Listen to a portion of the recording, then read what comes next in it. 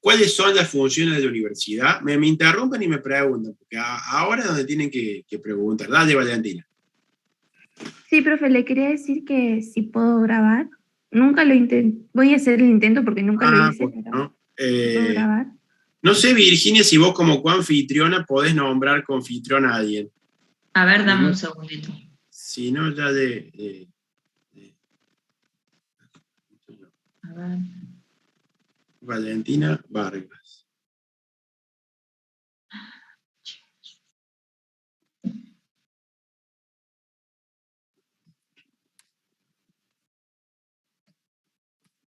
No. Permite grabar en archivos. Ahí está, ahí Ahí le habilité para que pueda grabar. Coanfitriona, digamos. Ahí está. Bien. Decime cuando ya estés, Valentina. Ya se está grabando. Bueno. Entonces, la primera pregunta, ¿cuáles son las funciones de la universidad? Bien. Yo me refiero a las 3 funciones de la universidad, búsquenlo ustedes cuáles son, que históricamente tuvo una función la universidad. Creo que me la van a saber contestar, a ver quién se anima en sacar la respuesta. ¿Por qué está la universidad?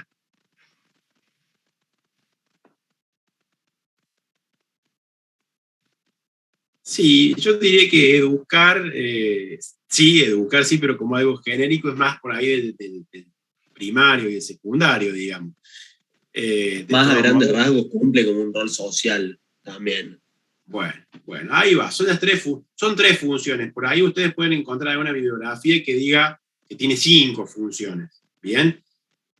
Por ahí las otras que ponen están en cierta forma, como algunas dicen que la universidad tiene la función de gestión, pero yo pienso que por ahí la función de gestión está englobada dentro de las otras. De todos modos, si uno pone de otra bibliografía 4 o 5 funciones y la defiende y explica por qué entiende que hay más funciones, me parece bien. O sea, es una materia abierta en este sentido. Acá 2 más 2 no necesariamente va a ser 4. Cada uno puede tener sus opiniones al respecto, ¿bien? El tema es que no copien y peguen crudo, que traten de entender y defender lo que están poniendo. Porque, ¿qué pasa? Yo les pregunto, ¿cómo es la modalidad de este primer trabajo práctico? Van a hablar todos los grupos, ¿bien? Vamos a hacer pregunta 1, que contesten 2 o 3 grupos.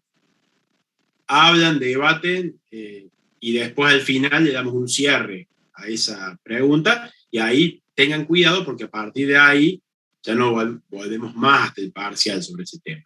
Y el práctico está justamente para esto, para practicar.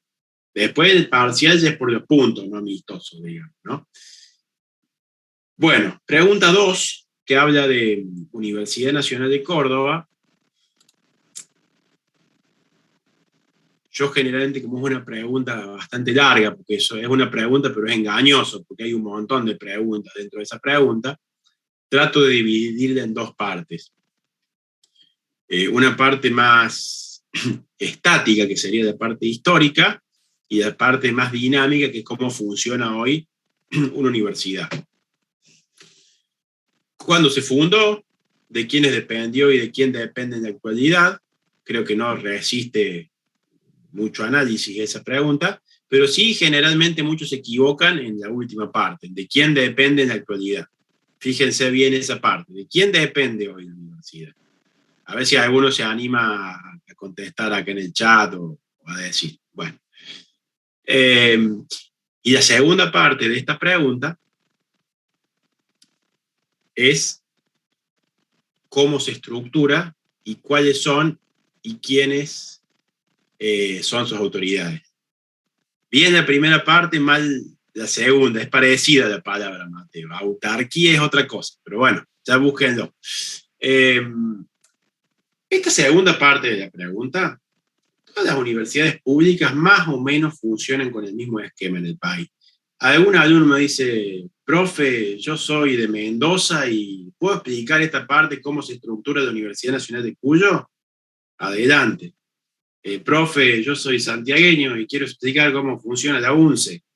adelante, expliquen cómo, no tengo problema, o sea, pongo la Universidad Nacional de Córdoba porque es un poco el molde, pero traten de explicar cómo funciona hay algunas diferencias, por ahí en algunas universidades públicas el voto del rector es directo, en otros es a través de una asamblea, pero en líneas generales expliquen cómo se estructura una asamblea, una universidad. ¿Bien? ¿Qué tienen que poner y qué no tienen que poner ahí? ¿Con qué reniego todos los años que me hacen lo mismo? No me pongan y no me repitan cargos y nombres y apellidos porque ni yo los conozco. La Universidad de Córdoba tiene 32 secretarios. El secretario de Deporte se llama tal, el secretario de Turismo se llama tal, el secretario académico se llama tal. Eso no me importa porque ni yo me sé esos nombres y tampoco que me repitan cargos.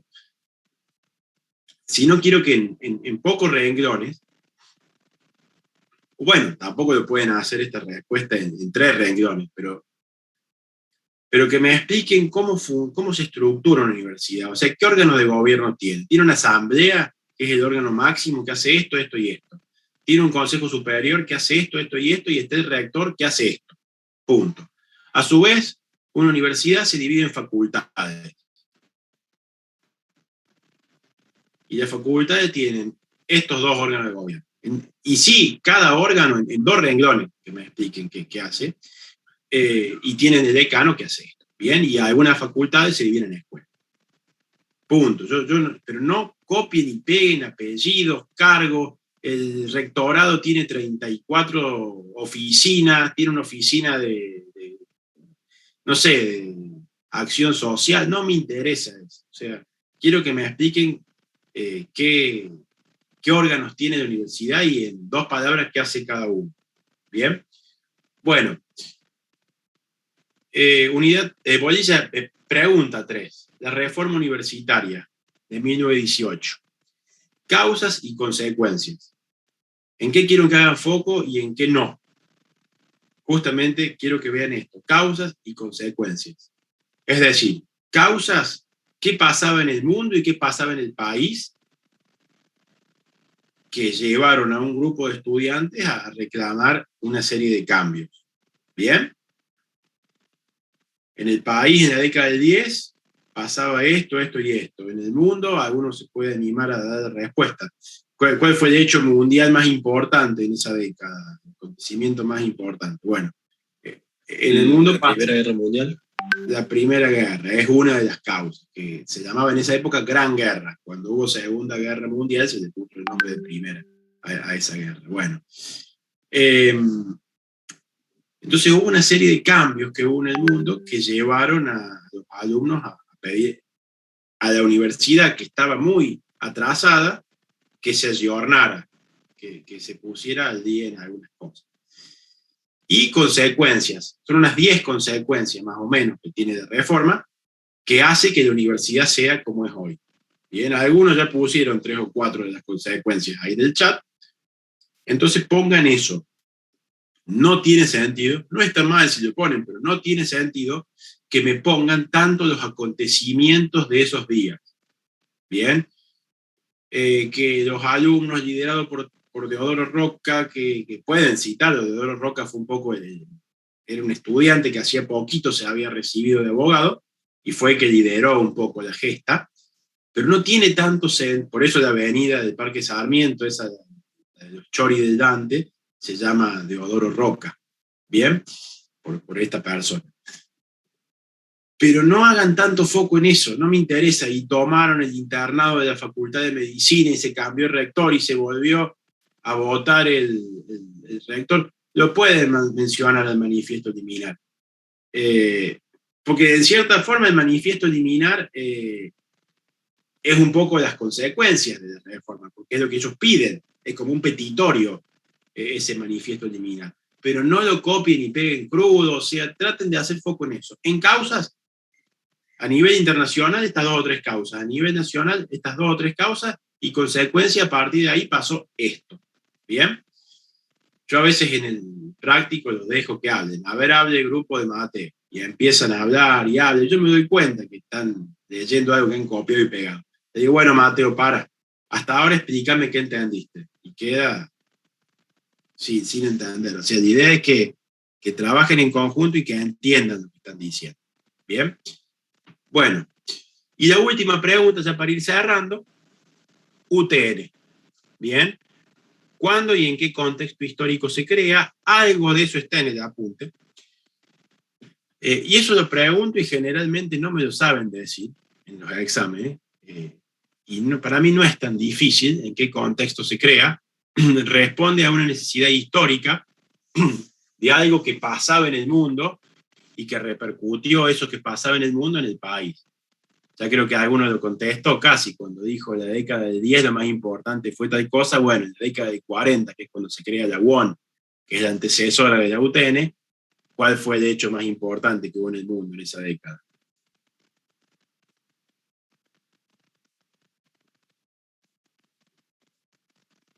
Bueno, va por ese lado. Profe, no sé si fue pregunta. Sí, le pregunté el curso. Ah, claro. sí, la Segunda Guerra Mundial. Segundo, va por ese lado un poco. Y aparte, ¿no? yo leí en el ingreso que hay una cuestión también de la política local. Claro, sí, sí. Antes había, bueno, el ingreso ahora no es eliminatorio, ¿no? Es como... Sí, creo que sí lo es. O sea, hay que aprobar las tres materias que se dan con 6. Pero ahora si no aprobas, ¿entras lo mismo? Tengo entendido que no. Que no, yo pensé que ahora había cambiado, que era como nivelatorio y una cosa así que Me parece que sí, profe. De todas formas es básico. Claro, está bien. Bueno, entonces, ¿cómo se llama originariamente? Ya lo dijimos. Y un poquito ahí pueden poner quiénes accedían en ese primer momento, porque justamente va de la mano con el nombre que tenía la universidad antes, para quién estaba dirigida, ¿no?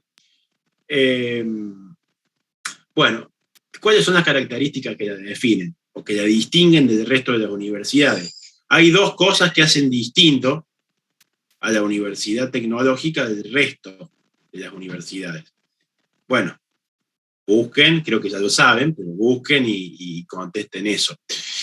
Y bueno, y ya para ir cerrando, ¿cómo son los órganos o cuáles son los órganos del gobierno y cómo son electos? Bien, es medio parecido a lo que van a contestar al final de la pregunta 2, pero tiene un par de cambios. Joaquín decía, ¿los prácticos son aprobados o reprobados? Bien. ¿Alguno tiene alguna duda, alguna pregunta? Bueno. Disculpe. Sí. Perdón. Gracias. ¿Puede repetir en qué hay que hacer foco en la pregunta 1 y 2, que no lo noté? Por favor. La 1 es en las funciones de universidad. ¿Cuáles son las 3 funciones que cumple una universidad? Pública, por sobre todas las cosas, pero las privadas hoy ya también. Y en la 2, como te digo, o sea, hay como 2 partes. Una parte más histórica, cuando se fundó, eso lo contestan en el medio renglón. ¿De quiénes dependió y de quién depende en la actualidad? 3 o 4 renglones. No más. Explicar bien de quién depende en la actualidad y por qué. Y por último, cómo se estructura ahí y cuáles son los órganos de gobierno. Es decir, bueno, la universidad tiene estos órganos de gobierno, estos 3 órganos de gobierno, que hacen esto, esto y esto. Y se divide a su vez en facultades. Y cada facultad tiene estos 2 órganos de gobierno. Punto. ¿Bien? Sí, ¿alguno tiene otra duda, pregunta? Sí, profe, yo le quería hacer una consulta. Cuando nos haga las preguntas, ¿hay que presentar un Word, un PowerPoint o va a ser oral? No. Es como cuando antes lo hacíamos presencial, yo les decía, ¿hicieron el práctico? Sí, bueno, ¿a qué grupo? Léame la pregunta 1. Y me la leían en clase. Ahora lo van a estar leyendo virtualmente, pero no tienen que hacer exposiciones.